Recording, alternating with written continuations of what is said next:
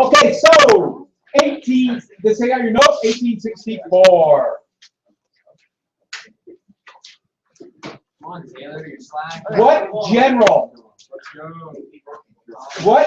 What Union general pushed? He was in overall command to push the Confederates off Lookout Mountain and Missionary Ridge, relieving Chattanooga.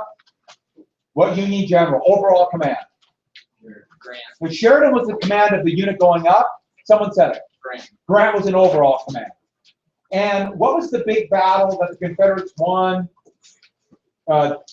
General Rosecrans was there. They opened a hole in the Union line that wasn't there. Anyone else? You remember that battle? Remember, George? That's right. Chickamauga, yeah. And You need to like specify these things. what city, what fortress city in the Mississippi fell to General Grant's army on July 4th, 1863? Vicksburg, very good. And lastly,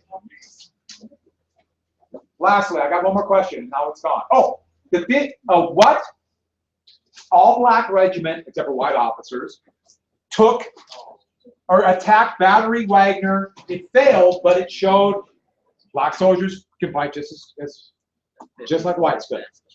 The what, Massachusetts? 54. Correct.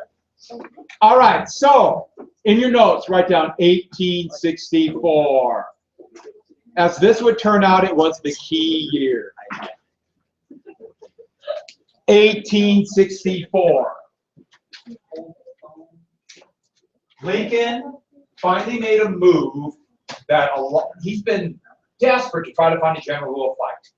In 1864, he made Ulysses S. Grant commander of all Union forces, overall commander, and would also give him a third star eventually, the first lieutenant general since George Washington in the United States Army. Grant. Lincoln had never met him. He gave him a third star.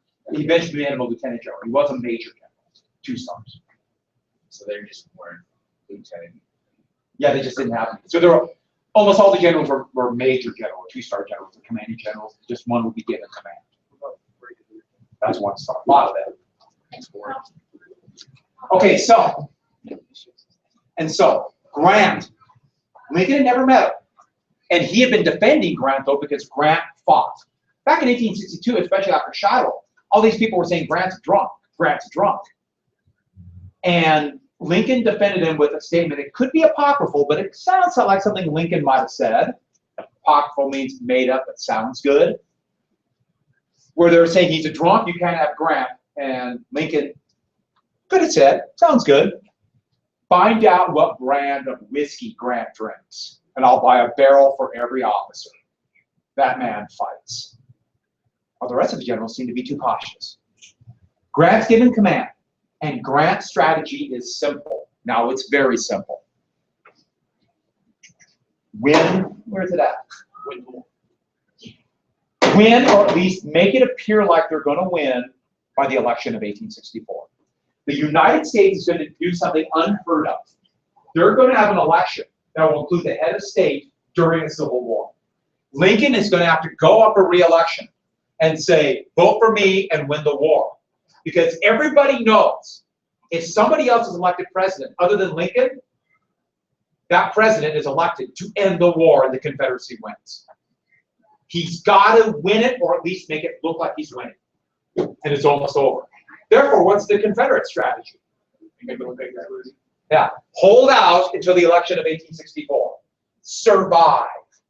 Make it look like it's going to be so bloody and awful to finally win the war that they elect somebody other than Lincoln. And they came so close. What other place had the same thing? Hold out and you can win the war. We talked about in class. Yeah, the 13 colonies and the Revolutionary War. The Civil War, in fact, jot this down. This is what we call, remember that in the DBQ I told you about synthesis where you have to relate to another thing? This is synthesis. The Civil War was a lot like the Revolutionary War. It was a lot like it because it's also going to be like the Vietnam War. One side holds out and they can win. That's synthesis. It's all this. And we'll talk more about that My plan is to give you the BBQs. I still have a couple I'm just getting in.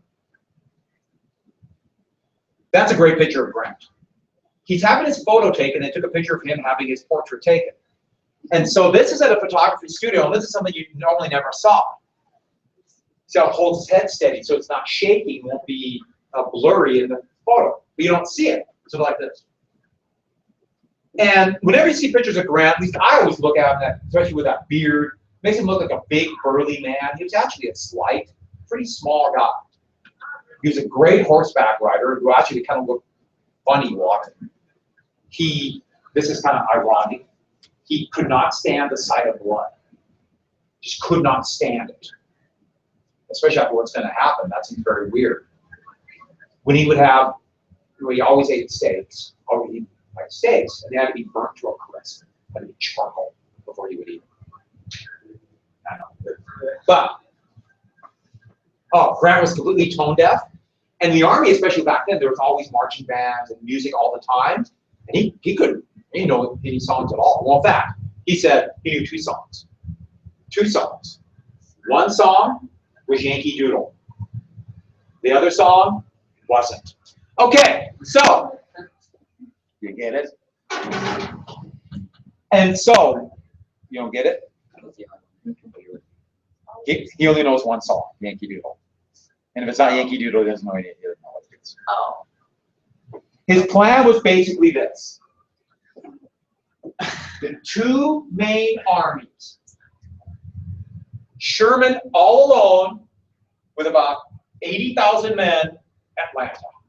Take Atlanta, cut through the heartland of the South. Now this is going to be called the Western Army, even though it really is not West anymore. It's still called the Western Army. Sherman was arguably the best U.S. general, and Grant left him on his own devices. General Meade and the Army of the Potomac would take Richmond and destroy Lee's army. There were 3 other offensives, but that was it.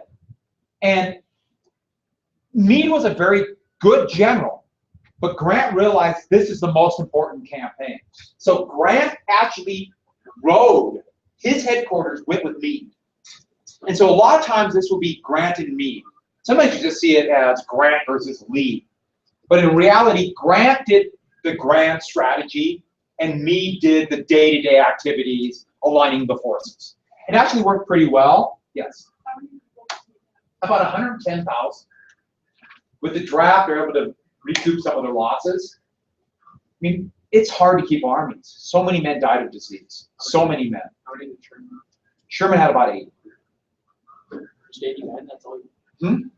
Yeah, he was a good general. Remember General Halleck, who was command? Grant left Halleck back in Washington, D.C. He was like chief of staff. He basically made sure supplies and did all that kind of stuff. He was actually really good at that. So Halleck still was very important. And that was the plan. There were actually 3 other places they're going to attack, and none of these worked. An army under a political general named Nathaniel Banks would take Mobile. Don't just watch this right now. Take Mobile. An army here under Benjamin Butler would attack south of Richmond and Shenandoah Valley. They had all these plans. You'll notice something else here. At the end of 1863, the United States created a new state out of Virginia. They made a West Virginia. They just created it. They cut it out and said, this is a state. So that's where West Virginia comes from.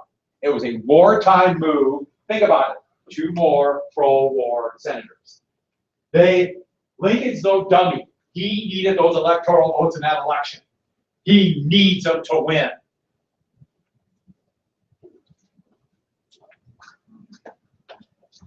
Not all of Tennessee was taken by the Union Army. This map's a little bit wrong. Yeah. So for that election, were like the Confederate states voting too? No. Oh, okay. No. Only Union states. The states that remain in the Union, they voted. Yeah. And the new state of West Virginia. So we'll do the Eastern Theater first with Meade and Grant.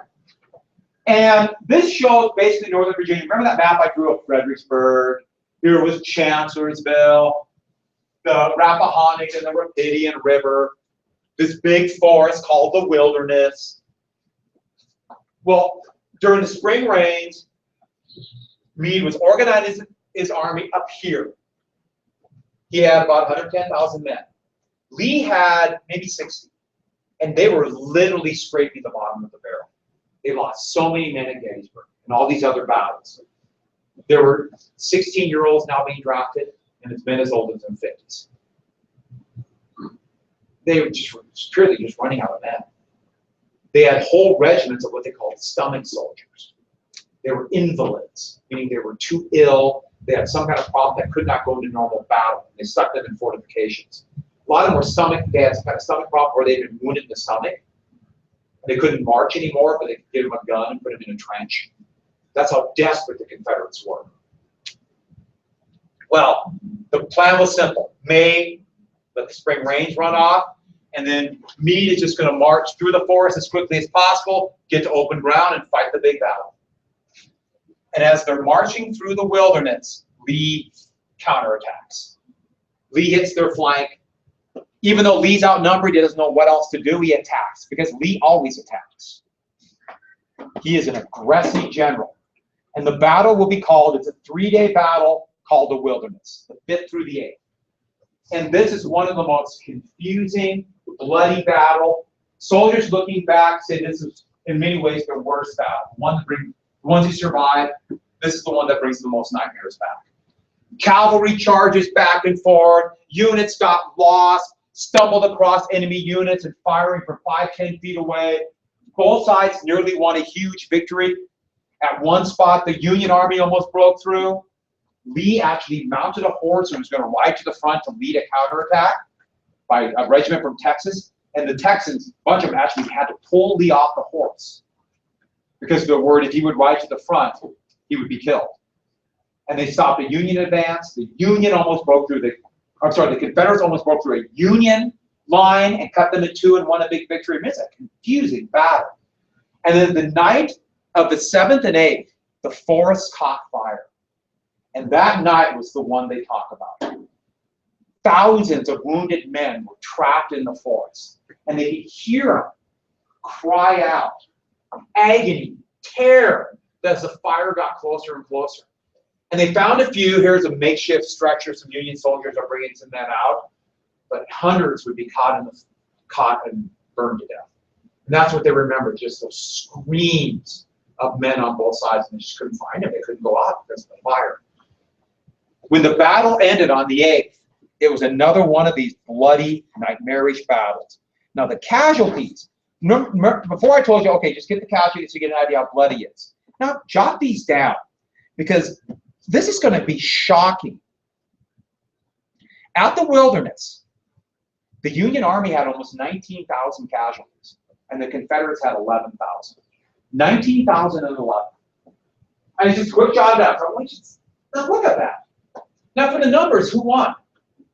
Looked like another Confederate victory. Lee lost 11,000 men, and their army scraped to the bottom of the barrel. They're running out of men. Well, after this battle, you notice if there's a battle, and then you notice like 2 months later there'll be another battle. Have you noticed that? And that's what the men expected. The Union Army. Oh, our advance got stopped. We'll march back into camp, drill for 2 more months, and then fight another battle. That's what they assumed. So that meant here is a map of the battlefield. And this is the Orange Turnpike. If they turn north over what's called the Germano Plank Road, so if they turn north, that means they're going north again, they're going back to camp, they'll fight in 2 more months.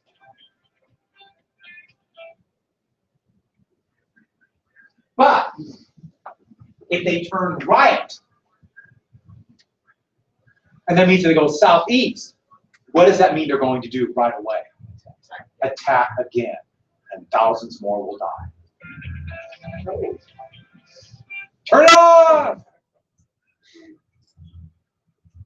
Okay, so General Sedgwick's Corps, right here, the 6th Corps, they were the first Union troops ordered off the line. They're marching down the Orange Turnpike. It is the night of the 8th. It is black. Just a couple men with torches are leading it. And at this crossroads is one of Meade's staff with a torch. And he's going to point the torch which direction they go. It's either going to be north or south. And if they get there, all he does is point south. And everybody knows what that means. More fighting right away. And what do the men do? They start cheering. Huzzah! Huzzah! They had to run down the line to shut them up because the Confederates could hear them. The men were overjoyed. Why? They're going south. They're going to end the war. We're going to finish this thing. They want it over. They weren't sure about Grant. They knew Grant gave that order. They liked him after that. Now, I know what a lot of you are thinking, but I don't understand really what Northern Virginia looks like, right? Aren't a lot of you thinking that? It's time for me to draw you a good map. I am going to take you on a trip to Northern Virginia. Now, like I said before, some people are born with natural cartography skills, right?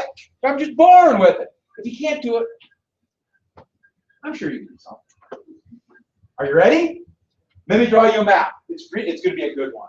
Here's Virginia, right? You feel like you're there?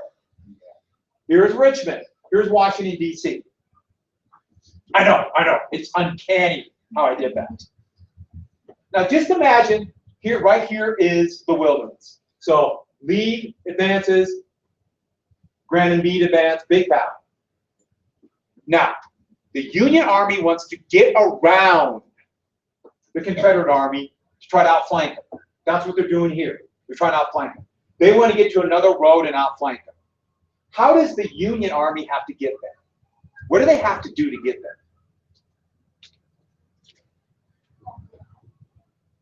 They got to kind of go like that. So that kind of makes sense? What do the Confederates have to do? Straight. They can go straight. Now, okay, and this very complex map I drew you shows the other great advantage the Confederates have. Not only do they just have to hold out, but every army on the defensive in every war has this. It's called interior lines. If they know what they're doing, they have a shorter distance. Not only to get there to defend it, but also shorter supply lines. Interior lines, it's called interior lines of communication, actually. And that's what Lee had. He could beat Grant's advance there. And by the way, the reason they go this way is because not only Lee's army was there, but there's mountains, and so they kind of have to go this way. And so it's going to kind of be like this big half circle all the way towards Richmond. So the race is on for the next road junction. If Lee can get there first, he dig trenches. If the Union Army gets there first, they have Lee outflanked. The road junction, anybody want to guess? It's got a great name. Spotsylvania. Spotsylvania. What's the problem with fighting at Spotsylvania?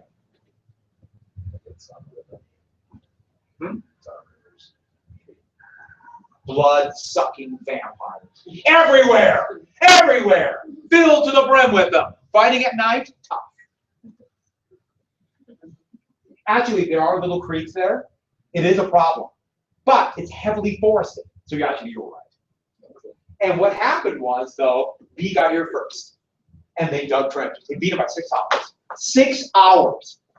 And the men dug 4-foot deep trenches, then piled the dirt up front. So you have a mound.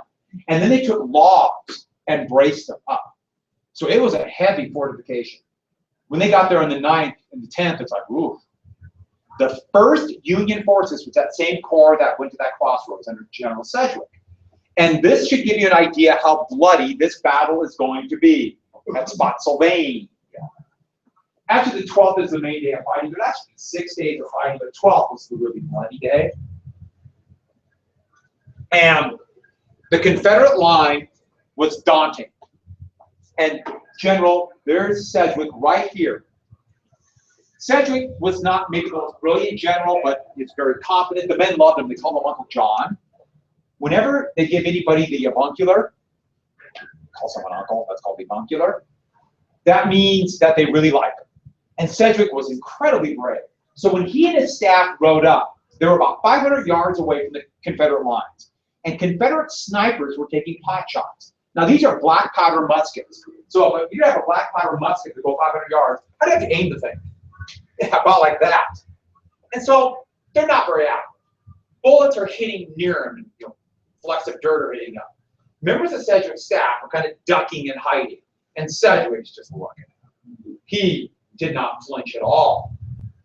And so he's standing looking at him, and he said, boys, there's nothing to worry about. They couldn't hit an elephant at this distance. Right? A fluke shot killed.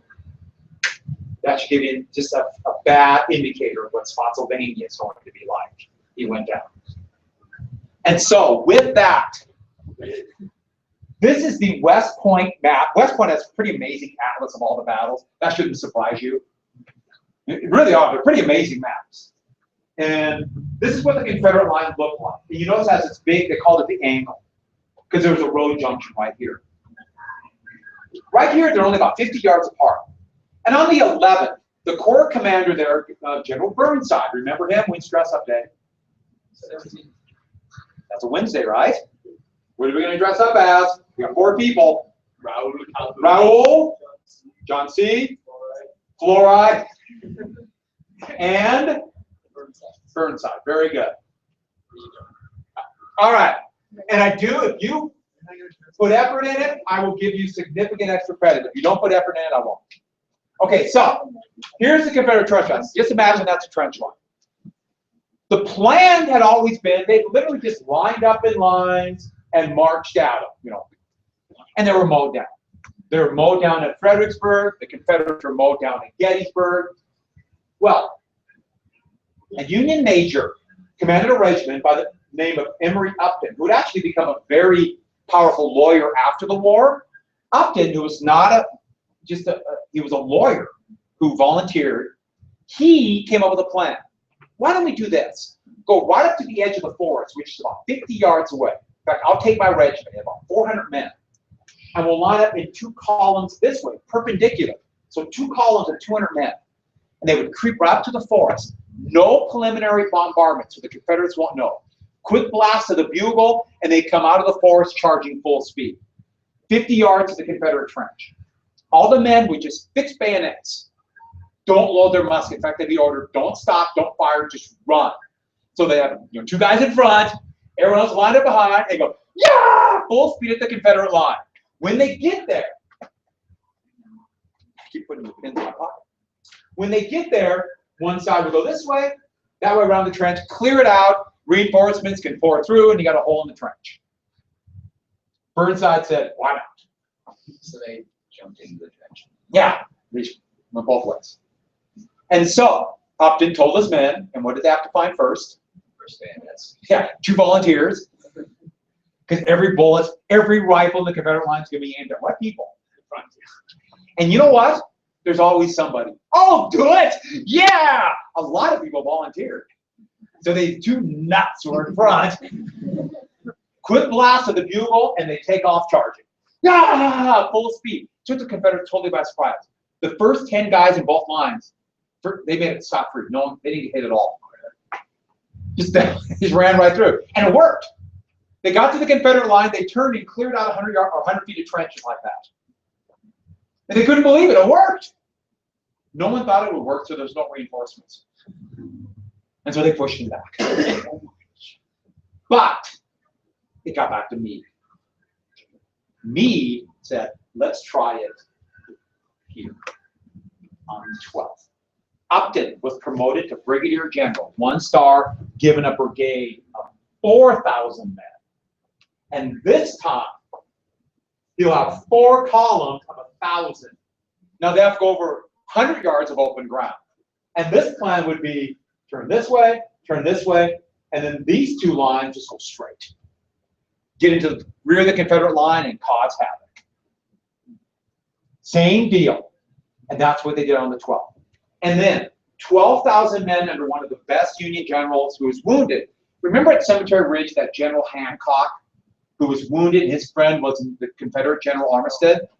He was kind of recovered, and his corps would be waiting behind to exploit any opening. Good plan. On the 12th, almost worked.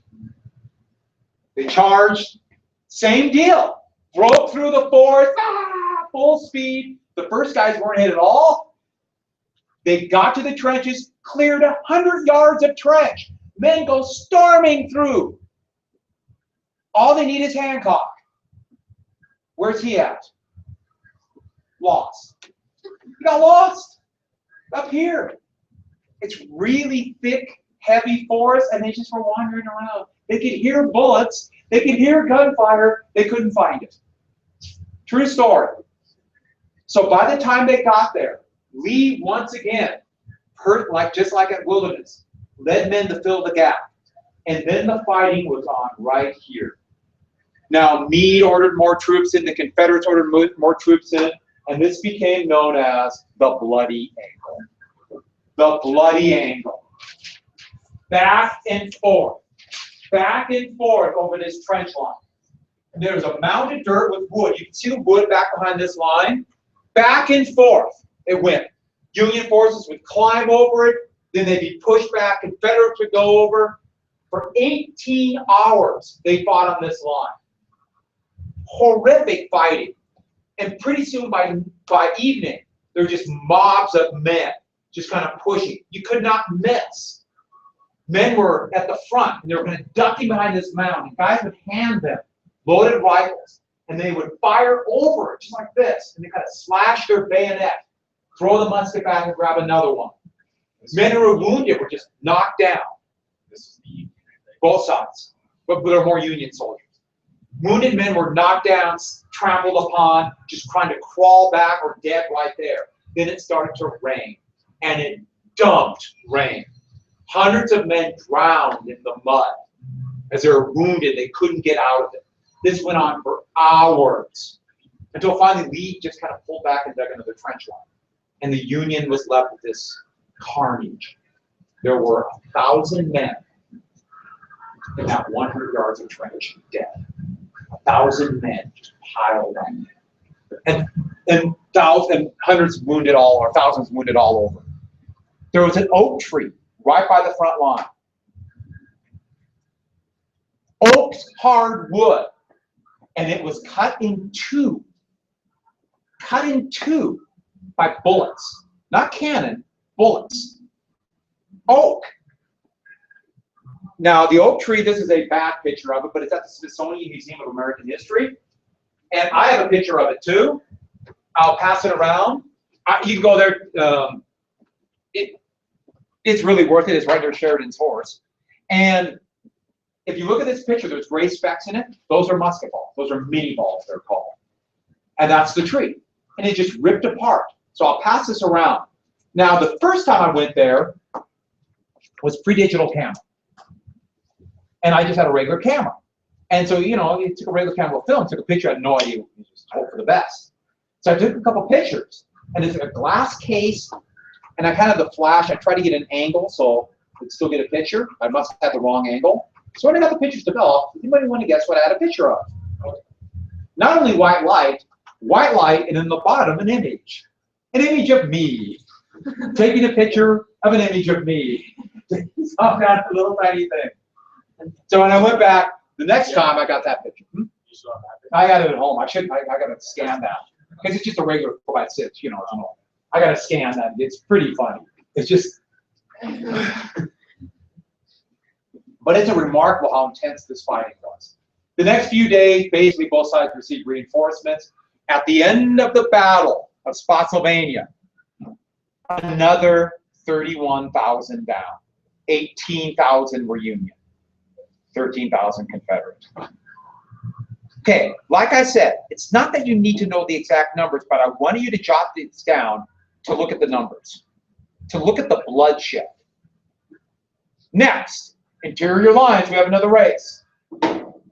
Now, do not write this next place down. The race was the Hanover Junction. There was a small battle, but both Grant and Meade realized this isn't a good place to attack. And so then they raced around again. You notice they're getting closer to Richmond.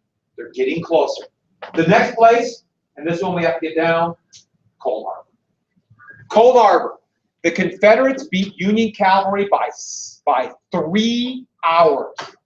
And they dug even better trenches than they did at Spotsylvania. 3 hours. Yeah. Are they pulling this off in 3 hours? Frantic. Your life depends on it. Dig 4-foot trenches and trees. Your life depends on it. But yeah, well, what they had though, you see this fence line? There was all these split rail fence, so they just took the wood from the fence, it was already cut, and they stacked that up right here. Why did we work in this whole thing? Why didn't we dig trenches further? Because he kept going around. He didn't have enough men to cover the whole area. He just had enough men to cover a small area. So if he stopped here, but still, he's not losing. Gate back to Richmond, but he still is holding out.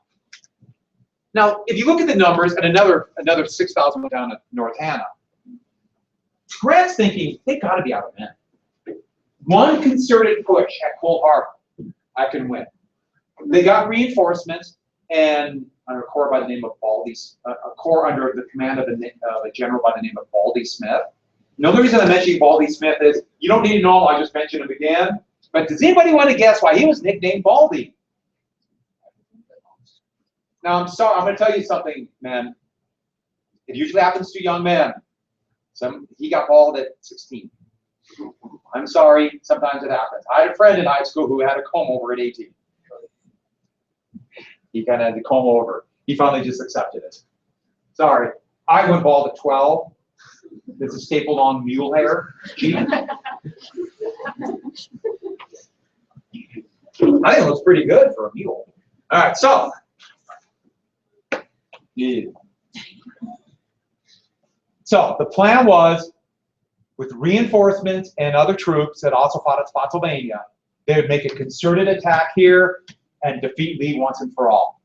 They had to go over a mile of open ground to get to the Confederate trenches. There's a lot like that to Gettysburg or Fredericksburg. Like one of those, you shouldn't do it, but they decided to do it anyways. Meade had, in the 1st Regiment, men holding flagpoles, 15-foot long poles with green flags.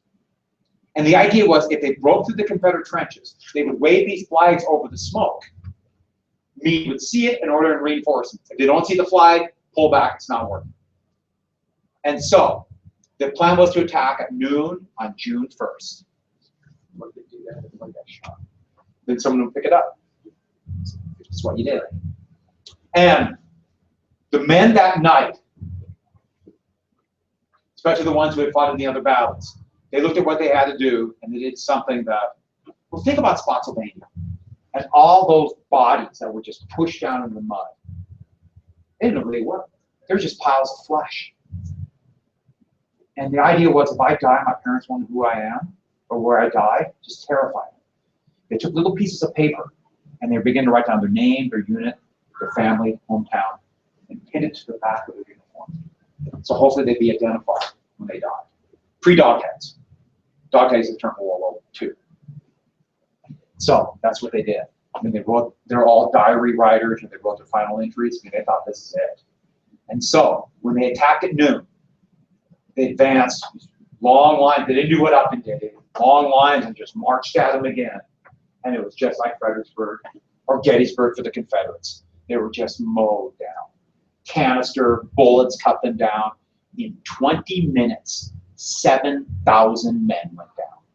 And this is pre-high explosive, pre-machine guns. I want you to think about that for a second. 7,000 men gone. This is a World War I like number. And they were just cut down in rows. But, yeah, Union, all Union. Why did they use it was too far, they thought.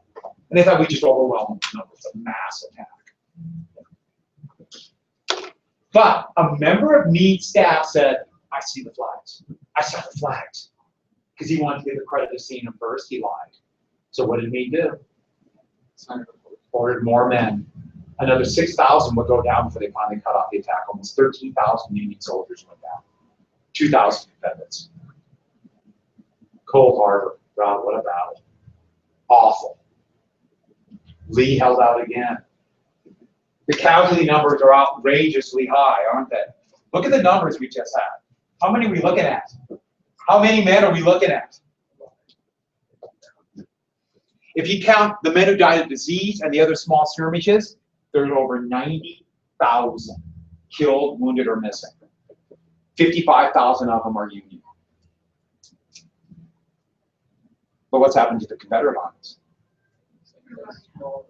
They're running out of men. They are literally out of men. They're out of men. They got nobody. Grant didn't want to admit it, but his tactic was becoming something that, okay, let me say it, attrition. Attrition. All generals want to have this great tactical victory where they outflank the enemy and win this glorious victory and end the war. But that never happens. Never. Attrition means this. Or does anybody know? Yeah. You kill so many of the enemy. You wound so many of the enemy that they have to quit. They can't fight. They're just out of men. That's the way war is fought. That's the way every war is fought. In fact, that was kind of the Confederate plan. Kill so many Northerners that they elect another president and we can win. Every war is fought like this. They're bloody, horrible affairs. Kill. In fact, that's why wars get bloodier sometimes at the end. You think the war is almost over. The war should be ending, right? Well, no. It's that last gasp that kill so many that they quit fighting. Yes? How many percent How about of Union men, about 50%. The Confederates are almost 50%. So in the South, this almost take out. Yeah, it's going to be called the Lost Generation. This is a good picture, though, because Grant still has one more plan. This is one of these rare candid shots that you don't normally see. This is right after Cold Harbor. These are Union soldiers. These are staff members of Grant and Meade. And it's something just, it's really rare at this time. If you see, there's two hats. See the two hats? The guy in front is Meade, and he's holding a map of Northern Virginia, much like the map I drew for you. There's Grant. Grant's pointing at something on the map. They're actually discussing Grant's last big strategy. Maybe I can pull off one more thing to win it without the continuous bloodbath. Good picture. Here's it. That's all my mouse dropped. It needed that sound effect. Here's Cold Harbor. There's Richmond. What Grant had me do was fake an attack here, but then go over the James River and attack this, Petersburg. So write down Petersburg. Petersburg was south of Richmond. It's a big railway junction. If they could take Richmond or take away Petersburg, it will basically cut off Richmond from its main supply line. I know there's another track going in there, but it would be almost impossible to resupply all of the army with one railroad. This would totally starve Richmond out. It's a good plan, and it almost worked. That early June, you know, as I said, almost. They faked an attack here, Lee dug trenches, they become a trench line right here. Almost worked. They poured men across, marching full speed. They built the longest pontoon bridge since the Romans over the James River. They covered it with dirt, poured men across. Meade was at the bridge, just pushing men across. Ordered the first corps that got there, attacked Petersburg right away. And Petersburg was only defended by a few thousand stomach soldiers. Remember I told you about those guys? Under General Beauregard, we mentioned before. 12,000 men in the corps arrived. Their commander, remember that name I told you before, Baldy Smith, the guy who was at Cold Harbor. But when they got to Petersburg, they saw something. The Confederates knew how important Petersburg was, and they've had slaves dig an incredible trench line. Yeah. And then instead of barbed wire, they had these. They're called cheval de frise. You don't need to write this down. I'm just sort of a French design. Put these sticks up here. No one likes to march in the poles and impale themselves. Don't impale yourself on sticks, okay? That's really good advice. So the point was, they saw this incredible defensive line, and Baldy Smith's first thought was, what? It'll be another what? Cold Harbor, yeah. So he hesitated almost a full day. When Meade got there, Meade was furious and ordered an attack. But in the 18 hours that he hesitated, what happened? He arrived, and it was a slaughter. The attack did not break through. And that would lead to the siege of Petersburg. And the siege of Petersburg would go from the middle of June 1864, to April 1865. June to April. Long, horrible. The Confederates weren't strong enough to push him back, but the Union Army wasn't big enough to totally surround him. So they dug trenches in basically around 2/3 of Petersburg. And this is a shot of cannon fire. Both sides dug artillery bombardments. They made big cupolas. They dug up they made these basically towers for snipers to overlook every inch of the enemy's trench line. And the trenches went all the way from here to here. And the Confederates just barely held out. There would be attacks between the trench lines, bloody attacks. In fact, if anybody stuck their head up in the trenches, for instance, the trenches are going to be 12 feet deep so that people can walk. If you stick your head up, what's going to happen? Sniper right away. In some areas, the trenches were as close as 50 yards. And they would do raids across between the trenches. And if you were caught in those trenches at daytime, or in between the trenches at daytime, what's happening to you? They gave a name for the area between the trenches. You ever heard of no man's land?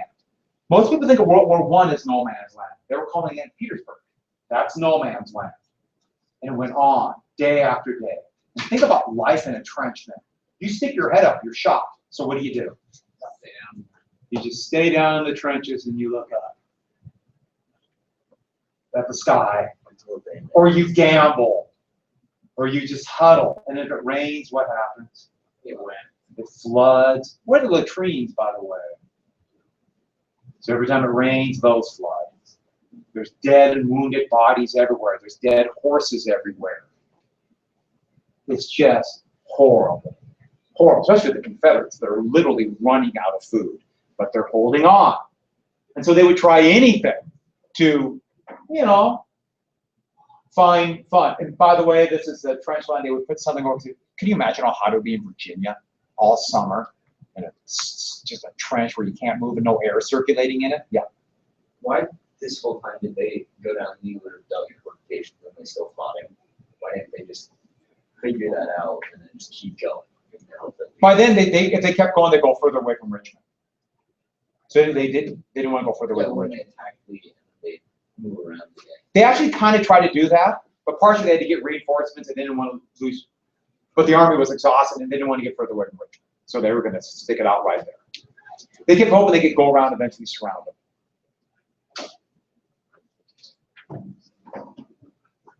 This is a favorite game. Okay, they would gamble, they would play cards, but these are Confederates playing a game that both sides play. They'd put a hat on a bayonet, the hat up, and they would bet how many bullet holes would be in the hat in, let's say, 10 seconds. So you go up and bang, bang, bang, bang. That should give you an idea how difficult it was. See that guy? Look at this hole. How do these guys do it? They're gambling. They're playing cards. No, the ones in the center with the gun. Oh, he's taking a pot shot. He's just shooting at him through a line hole in the trenches. Just taking pot shots. And both sides began to adopt kind of what they call World War I, live and let live. I mean, they couldn't really win. Every morning, the Union Army had to shell, but they wouldn't shell at, let's say, breakfast. So they let the Confederates cook their breakfast, and they go back into their trenches. And it's just like, oh, this is a strange kind of awful stalemate. Because the thing was, they couldn't just rush and go through the trench lines. They couldn't go over. Go under.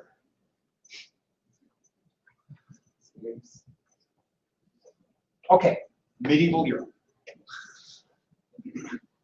Sorry, no, you have a trench. Or sorry, you have a castle. Castle you can't break through. What do? You dig under it. They call that undermining it. That's where mining comes from. You ever heard of landmine? It comes from that. So an explosion in the ground is a mine. You go underneath it, then you prop wood up underneath the walls of the castle. So it's holding up now by the wood because you dug underneath it. And then you light those on fire. What happens to the castle wall? The castle wall is held up by wood. The wood burns. What happens to the castle wall? Tumbles down. Let's do that here. They actually tried this at Vicksburg. Let's try it here. Some miners. Yeah. So you dug under the trench and then you dig along the length of it. Mm-hmm. So they would dig underneath and then go both ways into the trench. They just had to figure it out. What they found were some hard rock miners from Pennsylvania, one Pennsylvania regiment from Western Pennsylvania. They actually came up with the idea. Hey, we know how to mine and we have to know where we're at. So we know how to do the measurement. Let us dig under no man's land. Go under the Confederate lines, dig under it in both directions, roll a bunch of gunpowder under there, blow it up. Attack right there. It was still, remember, Ambrose Burnside's corps. Burnside said, what the heck, try it. Keep them busy, and so they started digging under the trench line. And the thing was, normally you would dig shafts up for air, but the Confederates would see it. They had to come up with this elaborate system to pump air down the tunnel. But they began to dig a tunnel. And the tunnel went under the Union line, and it's kind of sand and clay, so they had to use wood, and went under here. And then when they brought the dirt out, there were spies all over. And so they had to sneak the dirt out and just kind of dump it all over the place. So nobody would know what they're doing or add it to the Confederate or the Union lines.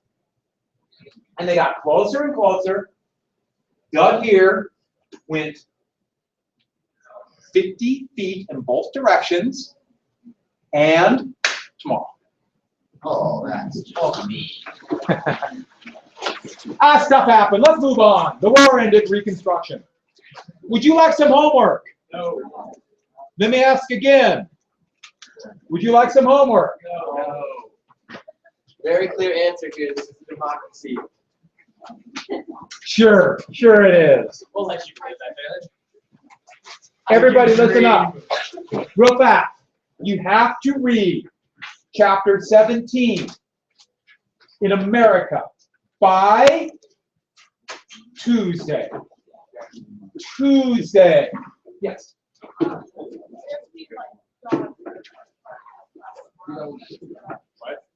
See, I was right. I wouldn't know. Well, Go get it. Did they say that it came out like in the middle of this class? And then it was like 6 weeks. Yeah, and then they said it would take like 15 minutes for everyone to get. I think they said it would take like 15 minutes. That's You better hustle. You about. That was very confusing. I don't really know what's going on. Could someone get one like, please? Okay, so what's going on? I don't know how big it is.